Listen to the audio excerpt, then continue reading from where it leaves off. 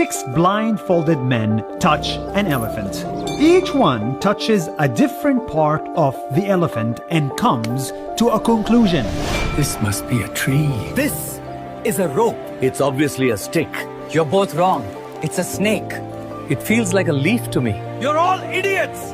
It's obviously a wall! They all fought over who was right, but they were all wrong because they only touched part of the elephant.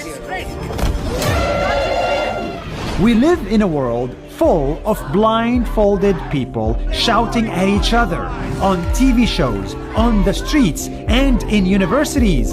They all think they know the truth, but none of them do. You don't know anything! I'm not gonna listen to you! The only way to see the truth is to remove the blindfold, stop the yelling, and start the listening. That's 1 minute. See you tomorrow.